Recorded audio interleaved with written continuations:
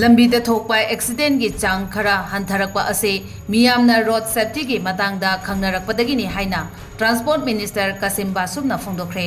ꯋꯥꯐꯝ ꯑꯁꯤ ꯉꯁꯤ ꯇ꯭ꯔꯥꯟꯁꯄꯣꯔꯠ ꯗꯤꯄꯥꯔꯠꯃꯦꯟꯠꯅ ꯁꯤꯟꯗꯨꯅ ꯅꯦꯁꯅꯦꯜ ꯔꯣꯗ ꯁꯦꯐꯇꯤ ꯃꯟꯊꯒꯤ ꯁꯔꯨꯛ ꯑꯃ ꯑꯣꯏꯅ ꯍꯥꯐ ꯃꯥꯔꯥꯊꯟ ꯑꯃꯗꯤ ꯐꯟ ꯔꯟ ꯂꯝꯊꯥꯕꯒ ꯃꯔꯤ ꯂꯩꯅꯅ ꯐꯣꯡꯗꯣꯛꯈꯤꯕꯅꯤ꯫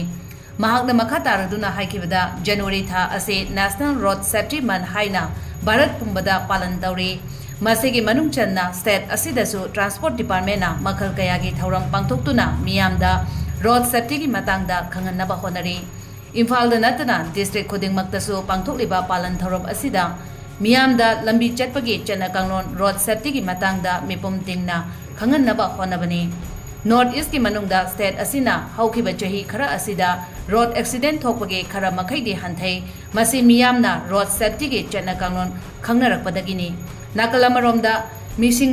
ꯌꯥꯝꯈꯠꯂꯛꯄꯒꯤ ꯃꯇꯨꯡ ꯏꯟꯅ ꯒꯥꯔꯤ ꯃꯁꯤꯡ ꯍꯦꯟꯒꯠꯂꯛꯄꯅ ꯇ꯭ꯔꯥꯐꯤꯛꯀꯤ ꯚꯣꯂꯨꯝ ꯋꯥꯡꯈꯠꯂꯛꯏ꯫ ꯃꯔꯝ ꯑꯗꯨꯅ ꯃꯤꯌꯥꯝꯅ ꯇ꯭ꯔꯥꯐꯤꯛꯀꯤ ꯆꯠꯅ ꯀꯥꯡꯂꯣꯟꯁꯤꯡ ꯑꯁꯤ ꯃꯄꯨꯡ ꯐꯥꯅ ꯏꯟꯕꯤꯌꯨ꯫ ꯋꯥꯟ ꯋꯦ, ꯅꯣ ꯍꯣꯔꯟ ꯖꯣꯟ, ꯅꯣ ꯄꯥꯔꯀꯤꯡ ꯖꯣꯟ ꯍꯥꯏꯅ ꯊꯥꯔꯤꯕ ꯅꯤꯌꯝꯁꯤꯡ ꯑꯁꯤ ꯈꯪꯅ ꯆꯠꯄꯤꯌꯨ ꯍꯥꯏꯅ ꯃꯍꯥꯛꯅ ꯃꯈꯥ ꯇꯥꯈꯤ꯫ ꯁꯔꯛ Suraksha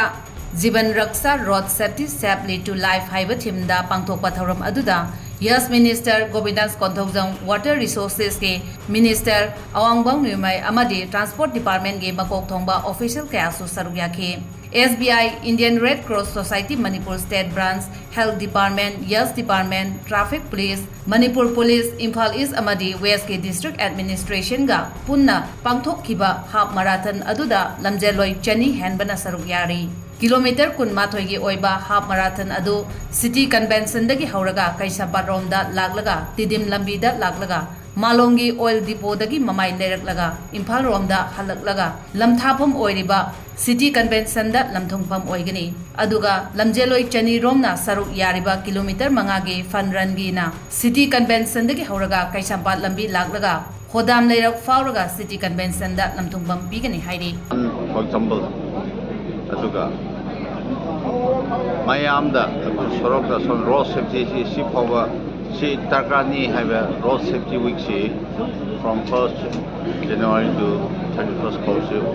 national level we pangthokibni adu ko ayamba district tu pangthokre aduga hujik si